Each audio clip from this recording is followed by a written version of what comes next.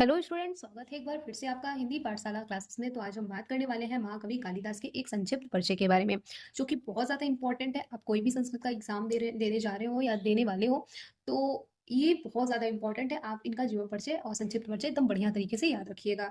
मैंने नेक्स्ट वाले वीडियो में आपको बाणभट्ट का जीवन परिचय बताया था। अगर आपने वो वीडियो नहीं देखा है तो वो भी वीडियो देख लीजिएगा, वो भी आपके लिए बहुत ज़्यादा इंपॉर्टेंट रहने वाला है।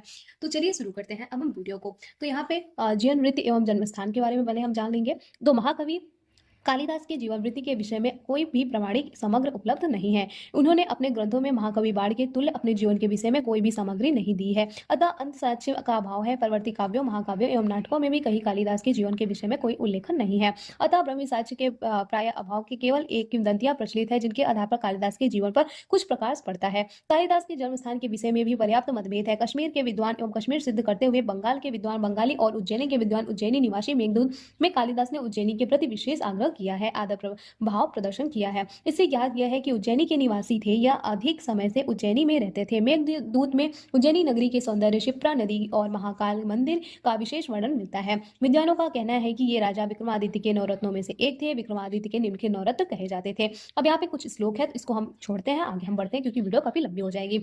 तो इनके विषय में एक मत यह भी है कि ये उज्जैनी के राजा भोज सभासन थे। एक कथा के अनुसार उनका संबंध श्रीलंका में राजा कुमार दास 500 ईस्वी में बताया जाता है। इनके विषय में अनेक किंवदंतियां प्रचलित हैं, किंतु जो किंवदंतियां अधिक चल पड़ी है उसके अनुसार पहले ये बड़े मूर्ख थे। एक बार किसी राजा की कन्या से इनका नाम विदोत्मा कहा जाता था। प्रतिज्ञा की जो विद्वान शास्त्रार्थ में उसे हरा देगा उसी से वह अपना विवाह करेगी। इसने उनके उदंड विद्वानों को हराया, जिसे पंडित समाज को अपमानित होना पड़ा। अतः उन्होंने एक ऐसा मूर्ख खोज निकाला जो डाल पे बैठा था वही डाल काट रहा था, जिस पर उन्होंने उसे लेकर राजकुमारी की संक्षिप्त प्रस्तुत किया। वह आज पंडित महावश्य का मौन व्रत है। अतः यह संकेत द्वारा शास्त्रार्थ करेंगे। विद्वत्मा ने इसे स्वीकार कर लिया। शास्त्रार्थ शुरू हुआ। राजकुमारी ने उंगली दिखाई, उसके उत्तर में मूर्ख ने 2 उंगली दिखाई। फिर राजकुमार ने 5 उंगली दिखाई तो उस मूर्ख ने उत्तर या मुट्ठी दिखाया। इस प्रश्नोत्तर का जो भी अर्थ रहा, किंतु राजकुमारी ने उसे पराजय स्वीकार कर ली और उस मूर्ख पंडित से उसका विवाह हो गया।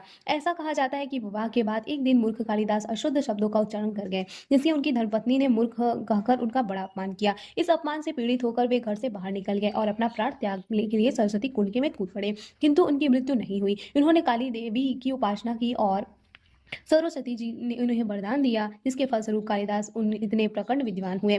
विद्वान हो जाने के बाद जब वे घर लौटे तो अपनी पत्नी को कहा, आनंद अनावृता कपाट दा हरि देरी देही। पत्नी ने उनकी आवाज पहचान उत्तर दिया, अस्ति कश्चित वाग्यशेष। कहा जाता है कि कालिदास ने इसमें से 3 शब्दों को लेकर 3 काव्य ग्रंथ रचे। अस्ति से कुमार शंभो की रचना की, जिसका प्रारंभ अस्तु रश्या दिशि देवतात्मक हिमालयो नामम नागाधिराज आदि श्लोक से होता है।